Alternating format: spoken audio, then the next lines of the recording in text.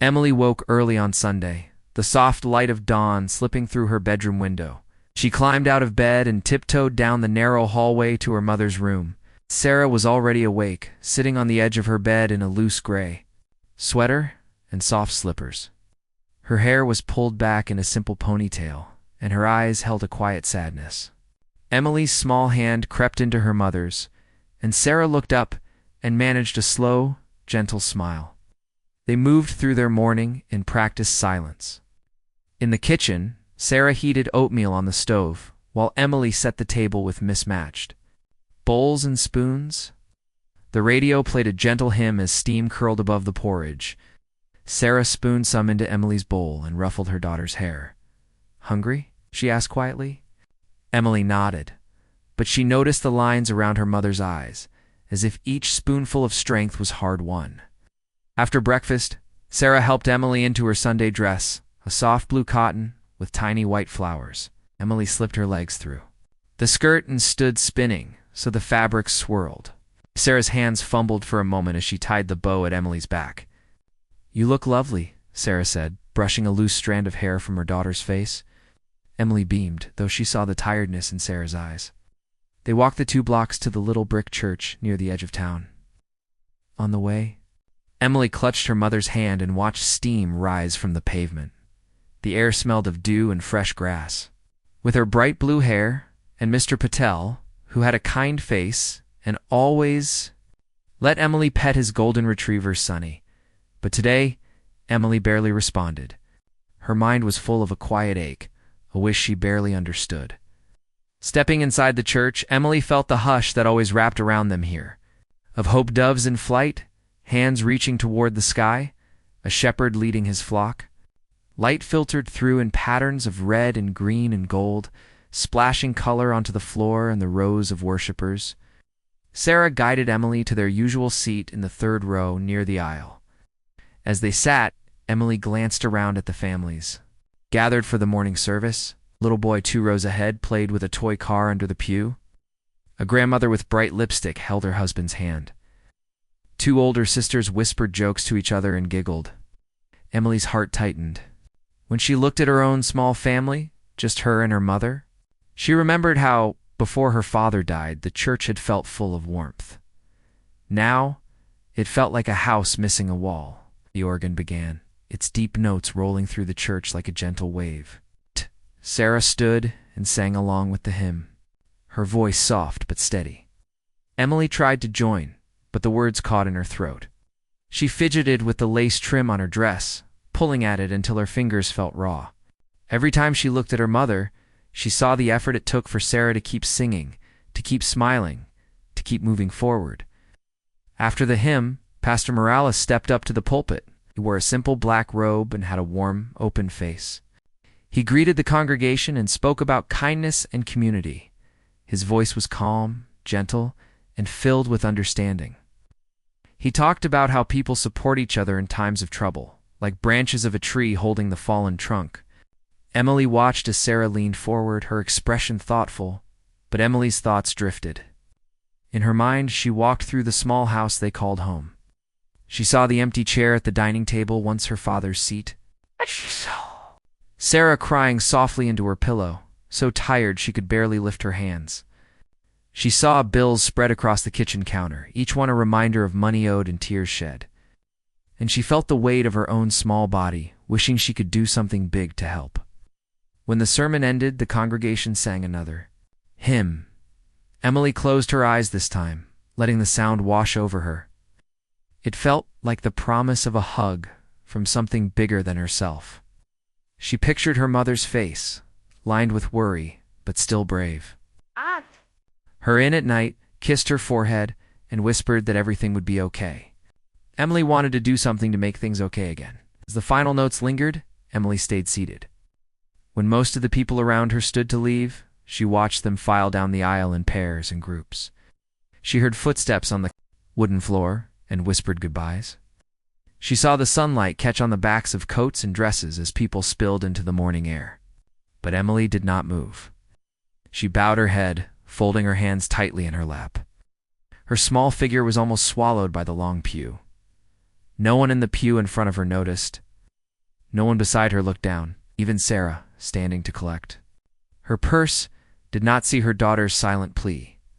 God, Emily whispered, voice barely louder than her heartbeat. I just want a dad for Mommy.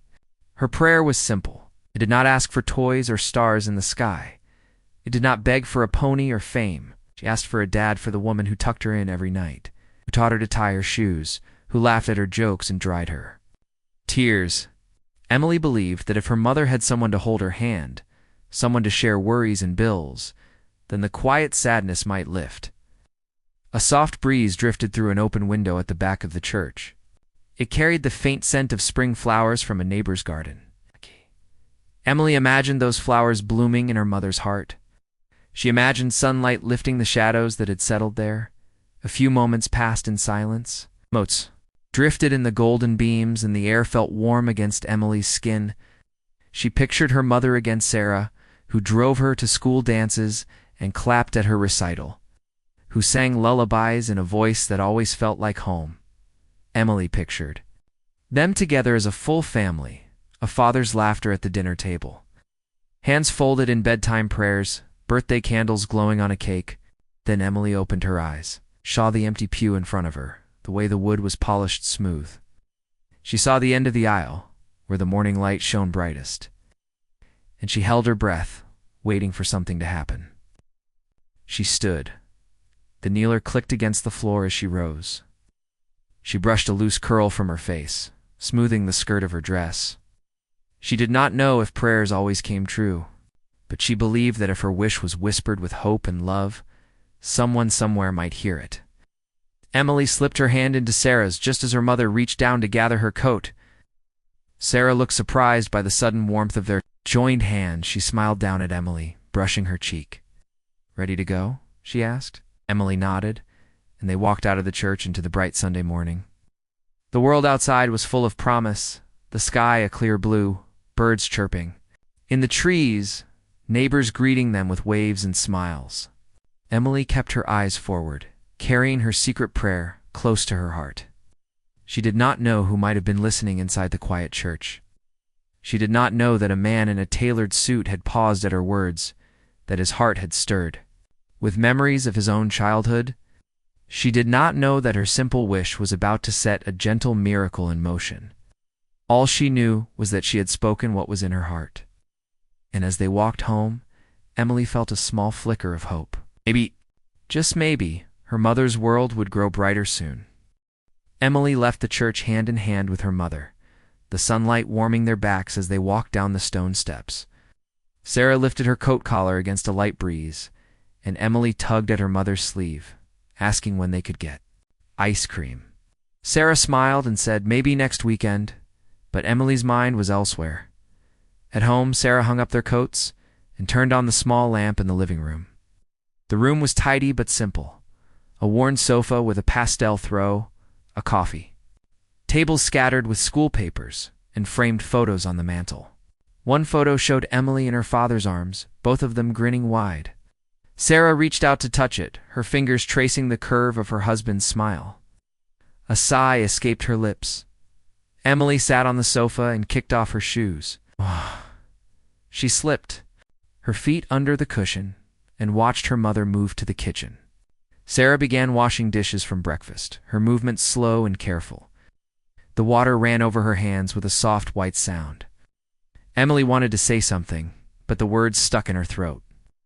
She missed her dad too, more than she realized after. A moment Sarah came back to the sofa with her own cup of tea. She sat beside Emily and wrapped an arm around her shoulders. Emily leaned in, resting her head against her mother's side. "Mom," she whispered, "why does it feel so empty sometimes?" Sarah's heart tightened. She lifted Emily's chin and looked into her daughter's eyes. "'Cause," she said softly, "we've lost someone very special. Losing Dad changed everything. I miss him more than I can say." Emily nodded. "Mom, I miss him too." She paused, then looked away. "But sometimes I feel like I need something more. I want you to be happy." Sarah swallowed a lump in her throat. "I want that too, baby. More than anything." She patted Emily's knee. "But happiness doesn't always come easy." That evening, Sarah tucked Emily into bed. The bedroom was quiet, lit only by a small nightlight shaped like a moon. Emily lay under soft pink sheets, clutching her favorite stuffed bear. Sarah sat on the edge of the bed and brushed Emily's hair with gentle strokes. "Did you pray at church today?" Sarah asked. Emily nodded. "I did. I prayed for you." She looked up with big eyes. "I asked God to help you. I asked him to send someone." Sarah's breath caught. Someone. Emily closed her eyes as if sharing a secret. "A dad for you. Someone who loves you and loves me." She pressed her hand over Emily's and gave it a gentle squeeze. "That's a beautiful prayer, sweetheart." Emily opened her eyes again. "Do you think God heard me?" "I believe he did," Sarah whispered. She kissed Emily on the forehead and turned off the light. "Good night, my love." Emily fell asleep almost instantly, as children often do. Sarah watched her daughter's peaceful face, then rose quietly and left the room. In the hallway, she paused by the window, looking out at the dark sky. Stars twinkled above the rooftops. Sarah whispered to herself, "I pray too. I pray for strength, for hope." Unbeknownst to them, not far away, Jonathan Blake stood in quiet reflection. He visited the church this morning on a simple whim. The pews, the hymns, the faces of strangers. It was all new to him. He owned businesses in cities far away, and his days were filled with meetings and numbers. But something about the small church called to him. He decided to attend one service before leaving town. During the final hymn, he sensed a small voice pleading from somewhere in the room. When the congregation began to leave, he lingered. He walked down the aisle and paused near the back, where the hush felt strongest. He saw the empty pews and let his gaze drift forward. That's when he noticed Emily. She stood alone, small and brave, with her head bowed. He watched her lips move, slightly words caught in prayer. He recognized the shape of prayerful hands. He listened as she whispered, "God, I just want a dad for Mommy." The words struck him like a gentle thunderclap. He remembered how as a child he had prayed in similar silence, longing for someone to care for him, someone he could call family. His own father had died when he was young, leaving Jonathan with a hollow ache he still carried. In that moment, he felt a pull to help. After a hush, Emily stood and followed her mother out. Jonathan remained in the church, heart pounding. He wanted to introduce himself, to tell them he heard the prayer, but he did not. He worried his presence might frighten them, or that they would see him as a stranger with strange intentions. So he stayed in the shadows, watching as Sarah and Emily walked into the sunlight. As they left, Jonathan stepped outside too. He crossed the small churchyard, careful not to startle Sarah. From a distance, he watched them walk down the path, mother and daughter, hand in hand. He saw the curve of Sarah's shoulder, the way Emily's dress swayed as she skipped. He felt two things at once, admiration for their bond and a deep desire to ease their burden. Jonathan spent the rest of the day thinking about Emily's prayer, walked the churchyard again in the afternoon, sitting on a wooden bench under a blossoming tree. Pink petals drifted around him like soft confetti. He closed his eyes and remembered his own childhood. The empty chair at his dinner table, the silence where laughter once lived. He had wealth now, more than he needed, and yet he had known loneliness too well. He rose and walked back to the church doors. Inside, he found the pastor speaking with a small group about upcoming community events. Jonathan introduced himself quietly and asked how he could get involved. The pastor welcomed him, grateful for the help. Jonathan pledged to donate to the food bank and to volunteer. He felt a warmth in his chest, a feeling he had not experienced in a long time. That evening, Jonathan reviewed his notes from the charity meeting. He owned a foundation that supported education, health, and housing. He could help many people, but today his mind kept returning to one little girl's prayer. He opened his laptop and drafted a plan. He would start with Sarah and Emily. They needed help, maybe not everything, but small steps to ease their worry. He began making anonymous transfers from his foundation account, a gift card for groceries, enough to cover their rent for the next month and a voucher for car repairs. He set up a meeting with a career counselor so Sarah could explore a new job opportunity closer to home. He arranged for a neighborly handyman to fix the leaky roof of their house, all under the guise of a community project. As he clicked send, he felt a lightness he had not known in years. He realized that helping them would fill part of the hole in his own heart. He did it all without revealing his identity. He wanted the focus to remain on their needs, not on his wealth.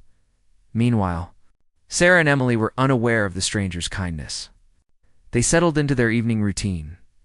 Sarah cooked pasta for dinner, and Emily set the table, humming softly. They ate in comfortable silence, side by side. Afterwards, Sarah washed dishes and Emily drew pictures of flowers and suns. Emily handed one drawing to her mother, the words "I love you" scrawled at the bottom. Sarah pinned it to the fridge with a smile. As night fell, Sarah sat at the kitchen table looking over bills. She counted her savings twice, then 3 times, but the numbers did not add up. She felt a familiar knot of worry. She closed her eyes and whispered a prayer, asking for help. She had not shared Emily's prayer with anyone, yet she felt sure that something was about to change. Down the street, Jonathan closed his laptop and leaned back in his chair. He stared at the ceiling and imagined Sarah's relief when she saw help arrive. He saw Emily's eyes light up when she discovered the little surprises. He thought of their laughter when they realized someone cared deeply for them. He did not know how or when they would find out who was behind it all. But he felt certain of one thing, that a single prayer, spoken in the quiet of a church, had set in motion a miracle far greater than anyone could imagine. As he drifted to sleep that night, Jonathan felt too handsome.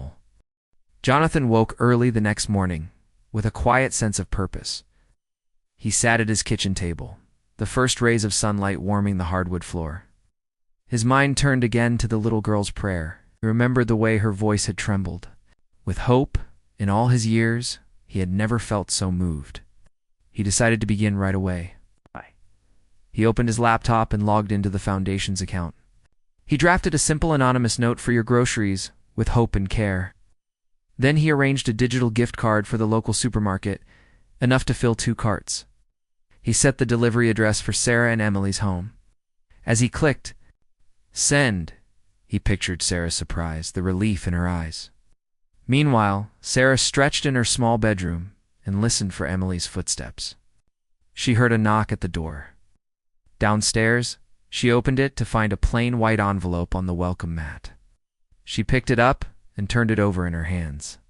It had no name or return address. Curious, she carried it inside and sat at the kitchen table. Emily bounded down the stairs, her hair still tangled from sleep. "Mom, look what I found," she said, pointing to the envelope. Sarah slid it open and pulled out the gift card. "It's for groceries," she said, her voice soft. She read the note. "For your groceries, with hope and care." Emily's eyebrows rose. "Who do you think sent it?" Sarah shook her head. "I don't know, but it's a blessing." She folded the note and placed it beside the card. Emily reached out and touched her mother's hand. "Maybe it's a church angel," she whispered. Sarah smiled, though her eyes were misty. "Yes, maybe it is." She hugged Emily. "Let's use it this weekend." As the day went on, Jonathan watched from afar. He did not want to reveal himself yet. He waited, listening for news of the gift card's arrival, stayed near his phone, ready to plan the next step. That afternoon, Sarah drove Emily to school. She felt lighter, as if a small stone had been lifted from her chest. When she returned home, she made a list of groceries they needed: milk, eggs, bread, fresh fruit, a few little treats for Emily. She felt grateful and curious. She could pay the basics on her own, but this gift would let her breathe a little easier. At the auto shop down the street, Jonathan arranged another surprise. He spoke with the owner, an honest man named Carl, who fixed cars in his spare time. Jonathan explained, still without revealing his name, "There's a family that needs help. Their car's brakes are faulty. Could you fix them soon?" Carl agreed. Jonathan transferred the payment to cover parts and labor and asked Carl to drop off the car at Sarah's house when it was done. Back at home, Sarah juggled bills and budgets. She had postponed fixing the brakes because money was tight. Now, that weight lifted too. She wrote Carl a thank you note left on her kitchen counter. "Thank you for your kindness," it read. She wondered again who was helping them, but she let the mystery be. That evening, when Sarah went to pick up Emily from soccer practice, she found the car parked in their driveway, shining and safe. A note lay on the windshield. "Your car is repaired. Drive with care." It looked like the same handwriting as the gift card note. Sarah smiled and tucked the note into her purse. Emily squealed with delight. "Now we can drive to the park," she said. A few days later, Jonathan met with a career counselor he had recommended to Sarah. He paid for the sessions in advance, arranging them under a project called Community Growth. He believed Sarah could use support to find better work, one that paid more and offered steady hours. At the counseling office, Sarah hesitated in the waiting room. She clutched her purse and wondered if she had time or energy for this. But the note in her hand, "You deserve support and opportunity," gave her courage. The counselor, Linda, greeted her warmly and said, "I've heard you're talented with words and people. Let's explore new paths." Over the next hour, they spoke of Sarah's skills, her dreams of writing children's books one day, and her need for flexible hours. Linda typed notes and suggested local teaching positions. She laughed with Sarah about creative ideas for weekend workshops. Walking home, Sarah felt hope bubbling inside her. Emily skipped beside her, humming a tune. "Mom, I think God is really listening," Emily said. Sarah glanced down at her daughter and held her hand. "I think so too." Jonathan learned of these moments through the pastor, who mentioned an anonymous benefactor helping a single mother. The word benefactor, knowing how heavy that seemed. He preferred friend. He arranged for the pastor to deliver another small gift this time. It's a voucher for a neighbor's handyman service to fix the roof leak they had endured for months. He told the pastor simply, "Tell her it is from someone who cares." Oh, yeah. The roof was mended and the ceiling stopped dripping. Sarah and Emily felt safe in their home again. They painted the patched area a fresh white, and Emily drew rainbows around it with blessing. Sarah found herself laughing more. She discovered small pockets of joy she had forgotten. All the while, Jonathan felt a growing connection to them.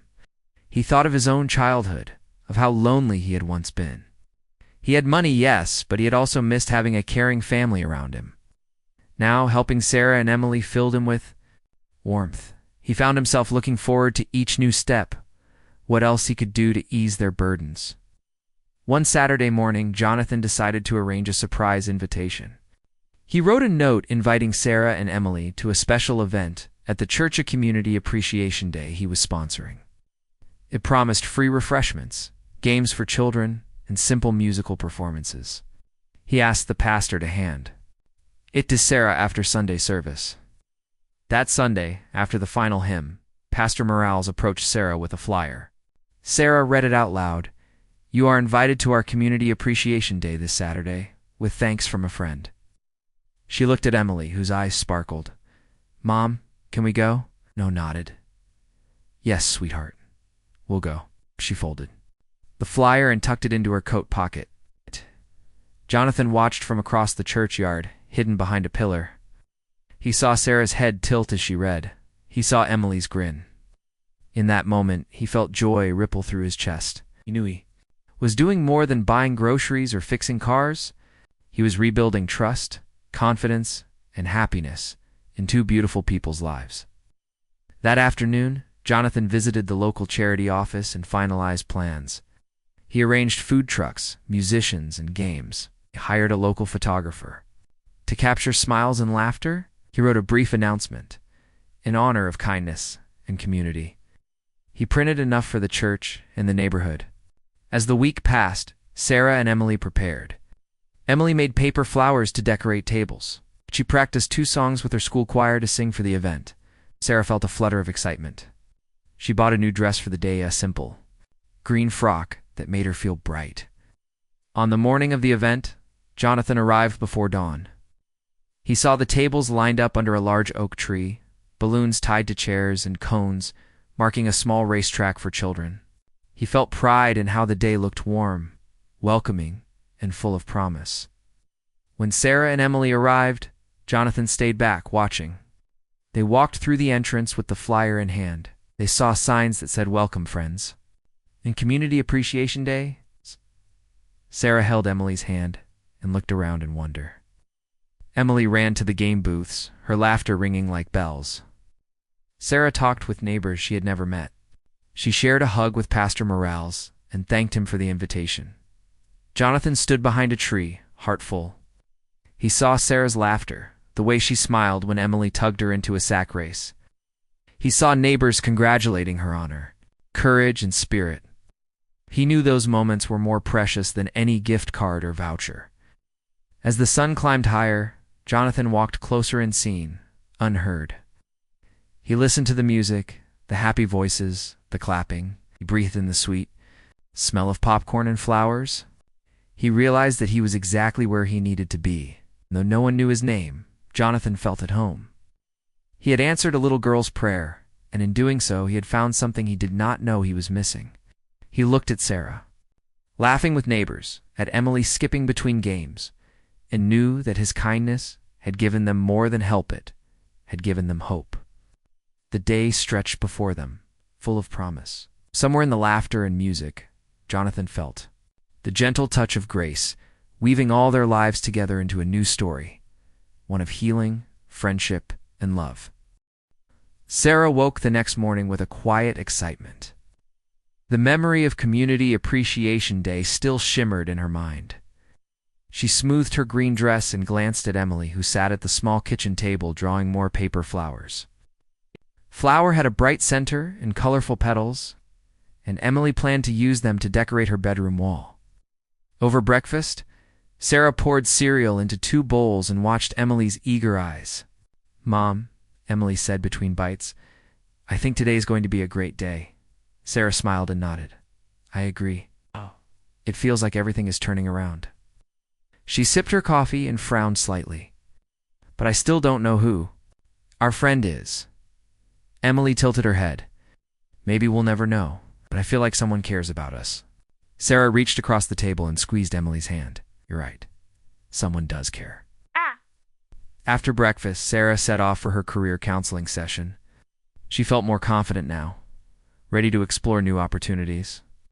Linda, the counselor, greeted her with a warm hug. "Hey, good to see you again," Linda said.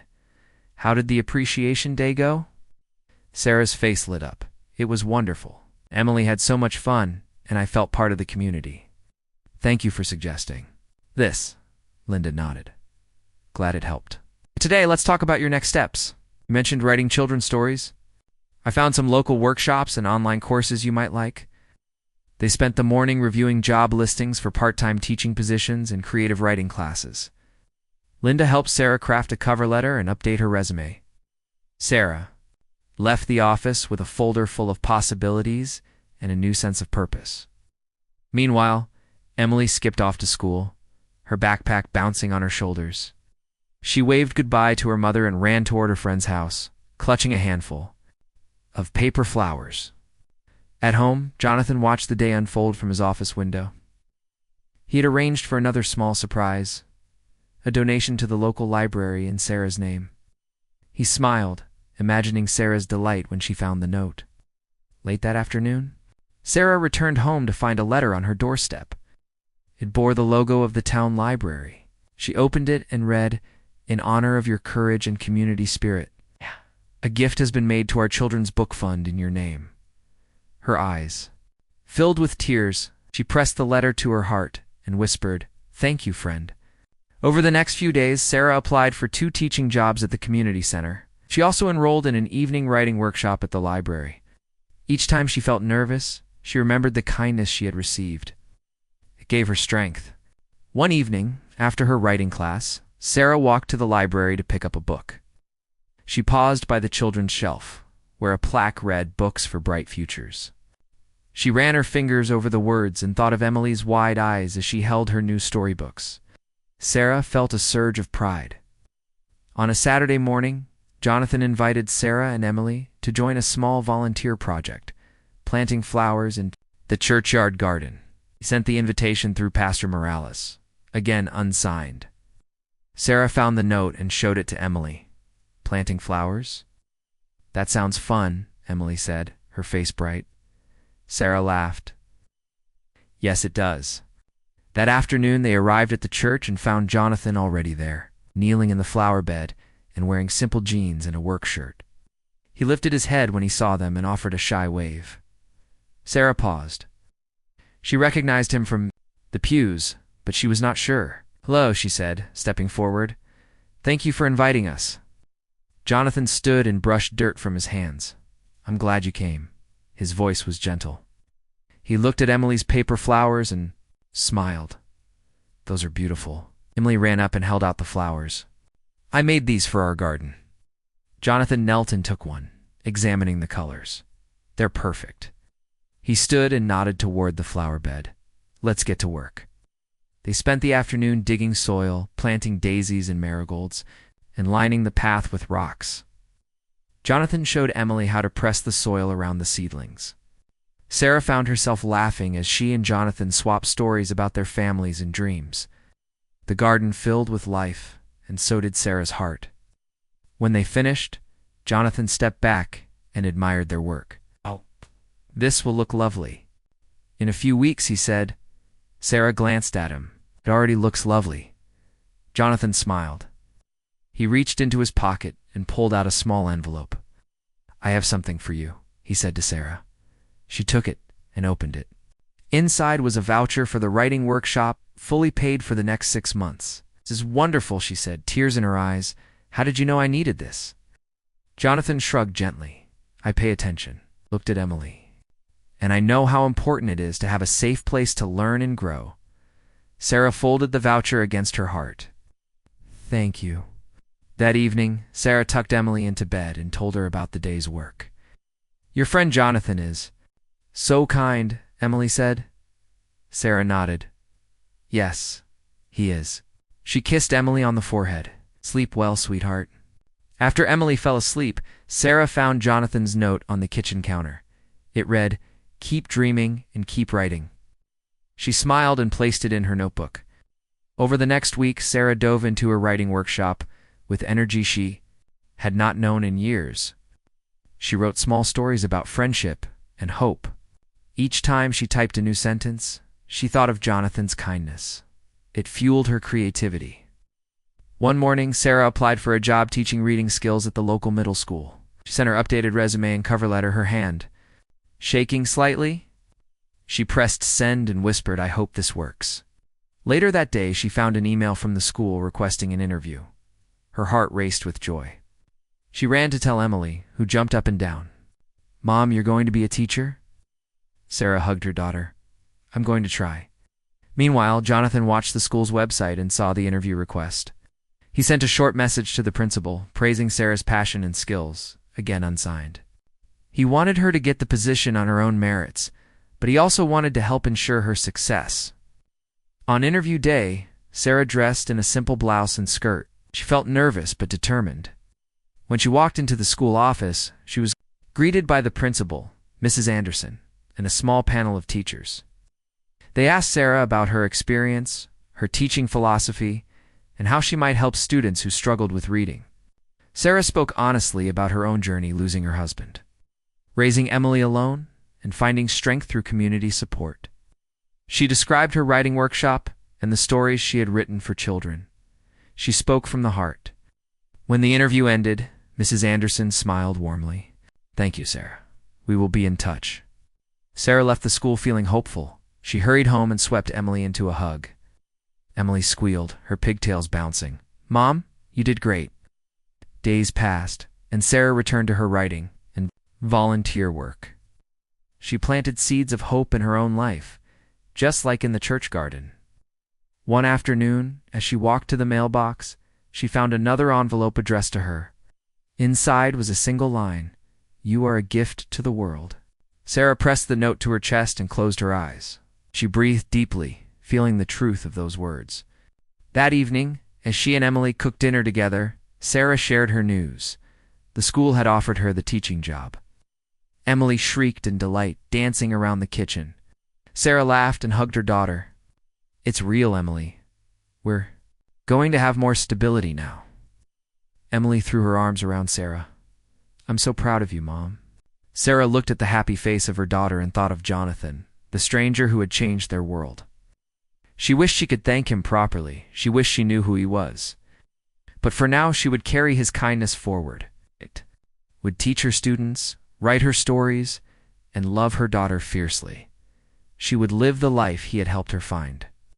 And somewhere, in a quiet room lined with books and flowers, Jonathan sat back and smiled as he read an email from the school principal welcoming Sarah on board. He closed his eyes and remembered Emily's prayer. God, I just want a dad for Mommy.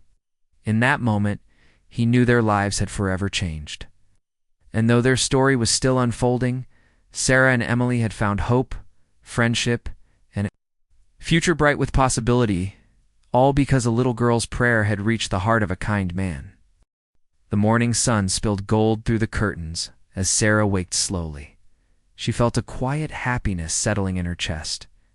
Today was her first day as a reading teacher at the middle school. She smoothed her skirt and looked at the small stack of notes on her dresser. Jonathan's note that said, "You are a gift to the world." It's another that read, "Keep dreaming and keep writing." She slipped them into her pocket for luck. Downstairs, the kitchen smelled of fresh coffee and warm pancakes. Emily sat at the table, her hair in neat braids, drawing colorful hearts on a birthday card. Curious, Sarah picked it up.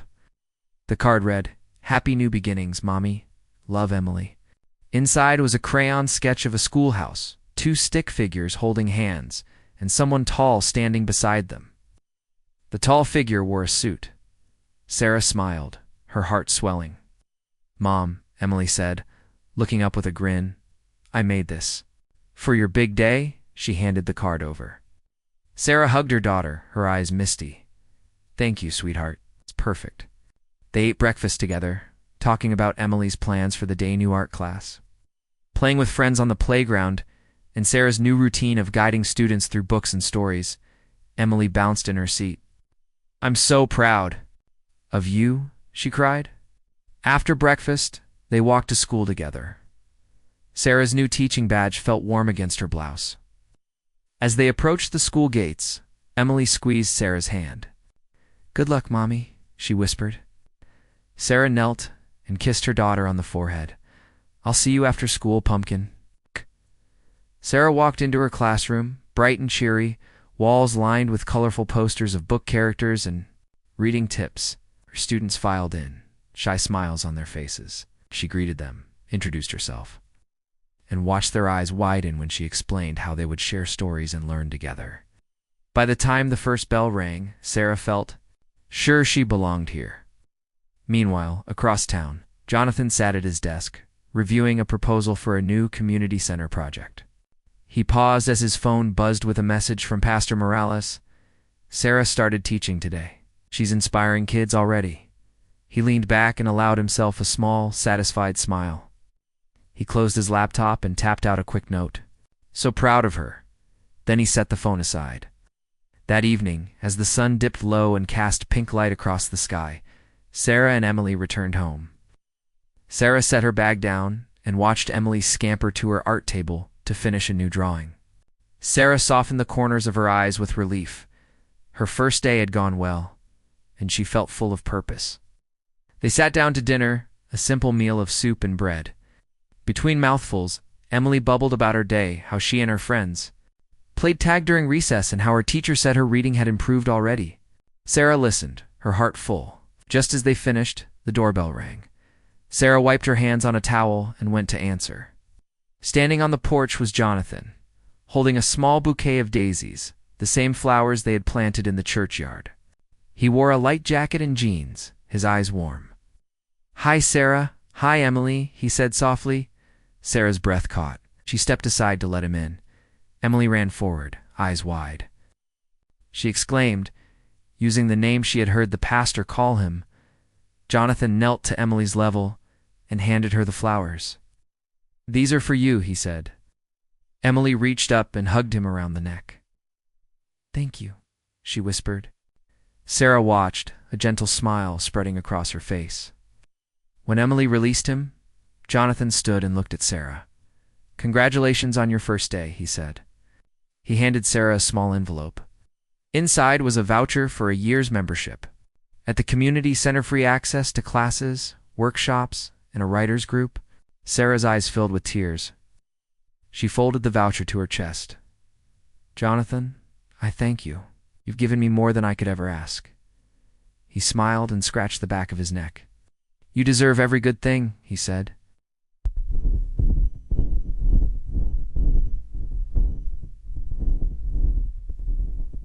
His voice was kind, honest. "I heard a little prayer a while back about a girl wanting a dad for her mom. I wanted to help make that wish come true." Sarah's smile widened, and she placed a hand on his arm. "You did, Jonathan. Oh, you really did." Jonathan looked at Emily, who was arranging the daisies in a small vase with care. "Call you by your name?" he asked. Emily nodded. "I'm Emily." He reached out and helped her place a flower just so. "I'm proud to know you, Emily," she beamed. Sarah motioned to the kitchen table. "Please stay for dessert." She hurried to the oven and brought out a small chocolate cake with candles. Emily's eyes lit up. As they sat down together, Jonathan noticed family photos on the mantel. Sarah and her husband on their wedding day, and one of little Emily laughing in her father's arms. He felt a tender ache for what was lost, and a deep joy for what they were building now. Emily counted the candles and blew them out, making a wish. Sarah ruffled her hair. "What did you wish for?" she asked. Emily grinned cheekily. "Wished for more moments like this?" She leaned into the vase and inhaled the scent of the daisies. Jonathan cleared his throat softly. "Sarah," he said, "I know I've helped you and Emily in secret for a while now, but I hope you'll accept my friendship and more openly. I would be honored to be part of your family." Sarah felt her heart flutter. The table and took his hand. "We would be honored," she said. Emily bounced in her chair. "Yay, I have a dad now," she cheered. Jonathan laughed, and Sarah joined in. The laughter filled the cozy kitchen, warming every corner. After dessert, they sat around the table talking Molly about her favorite picture book characters, Jonathan about his own childhood dreams, and Sarah about her hopes for the future. The evening stretched on in easy conversation. Later, as Jonathan stood to leave, Emily ran over and hugged him tight. "Thank you for being my dad," she said. He hugged her back and kissed the top of her head. "Thank you for praying that prayer," he whispered. Sarah walked him to the door. "Good night, Jonathan," she said softly. He paused in the doorway and looked at her with gentle eyes. "Good night, Sarah."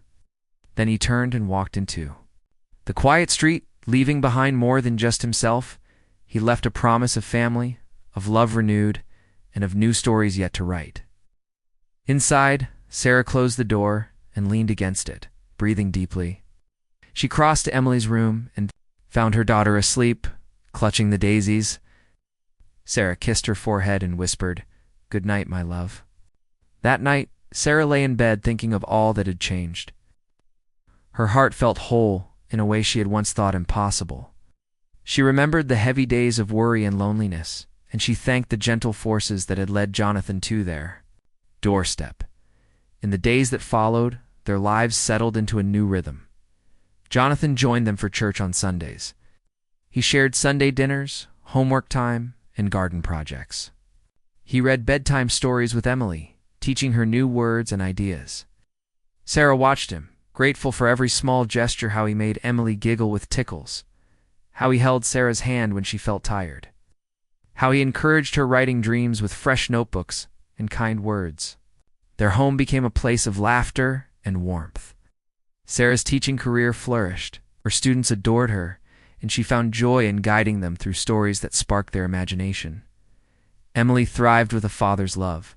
She drew new pictures of their family together, of adventures they would take, of dreams they would chase. One evening, as Sarah and Jonathan sat on the porch swing watching fireflies dance, Sarah rested her head on his shoulder. He wrapped an arm around her and kissed the top of her head. "Thank you for answering that prayer," she said softly. He kissed her hair and smiled. "No, thank you for praying it," he replied. They sat in quiet comfort, the world around them alive with gentle sounds, crickets singing, leaves rustling, distant laughter of children playing.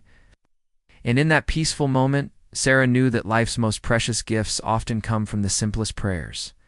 Spoken with a child's hope, their story had begun with a little girl's wish and had grown into a family's promise.